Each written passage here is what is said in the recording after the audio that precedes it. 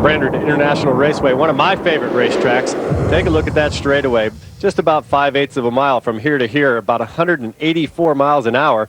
Down into the turn 2 section, sliding the bike really big time through here. A lot of stutter bumps there, hard braking, a lot of passing in 3. Pretty simple up through this section here. Not a whole lot of passing. It's a one-line affair.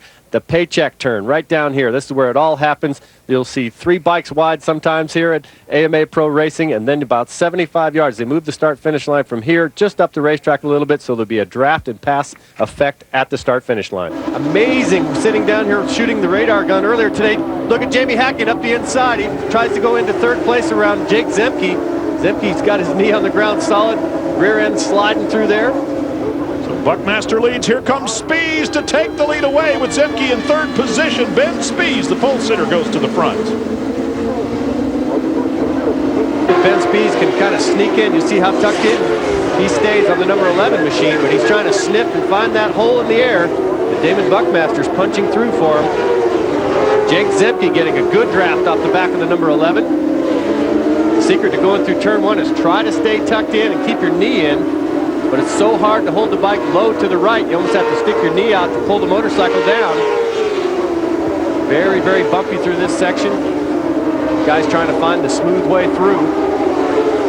Then as hard as you can possibly brake. 3 downshifts into turn 3. Good battles throughout the whole field. Back to Jason Pridmore and Adam Krusty Ferguson on the Corona Extra Suzuki. Horsepower is so important at this racetrack, and Krusty Ferguson complaining that he was down just a couple of horsepower, but that was enough to really put him out of what he would consider to be serious contention. He's hoping that he can race his way into this one. Damon Buckmaster, the front 4 bikes still separated by very small gaps, and Josh Hayes doing everything he can on that attack Suzuki to try to get up there and join the leaders to put himself in a striking position. Jake Zemke out of the bus stop turn that time. Watch the rear tire come around. You got the sparks coming off the toes. Watch the rear tire. As he gets on the gas, you see him just finish off the turn right there. Lay down the black strip right before the bump and on his way after the number 6 of Damon Buckmaster.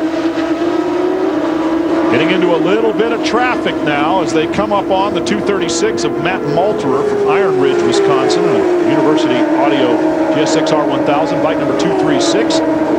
And mixed in there with them as well as the 77 right now. Let's make sure we know that Duluth, Minnesota rider Alex Freeman, he was the one that started on the 8th row.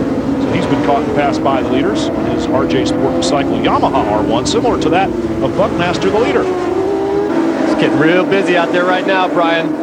This is so difficult with the closing speeds of the factory-prepared bikes coming up on the stock 1000. Jake Zemke into the lead. Yes, Zemke taking advantage of a lapped rider and a creative line by Buckmaster. Buckmaster went one way, Hacking went the other. Zemke went through the middle and took the lead. Very, very solid move. Now Hacking's going to go after his teammate. We could see some sparks flying between these two guys. We know there's no love lost between them. There's no team orders. So Jamie Hacking working on Buckmaster for 2nd. Zemke trying to pull all the points he can to make up for his mistake at Elkhart Lake. Trying to put himself back in this championship because the championship points leader, Damon Buckmaster, is under attack right now, and the man in 2nd position, Ben Spies, is all the way back and forth. Zemke can really make up some points for the championship here right now. He got a ticket to ride all the way to the finish line. Can he ride it all the way to the finish line? As they go around 3-lap riders, it has scrambled the leaders, and Buckmaster and Hacking are really getting balked up a little bit back there. They're just not in as fortunate a position to go around these lap riders that are having their own race out there.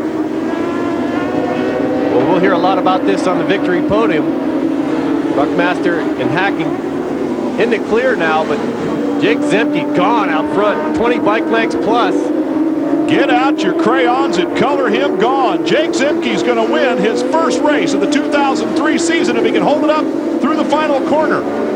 Sparks are flying, and you know the big smile is breaking out under that helmet for Jake Zemke as he wins here at Brainerd International Raceway for the first time this season, taking all the points you can possibly get for a win, and his crew is celebrating on pit wall right now. Jay-Z earns victory number 1 for the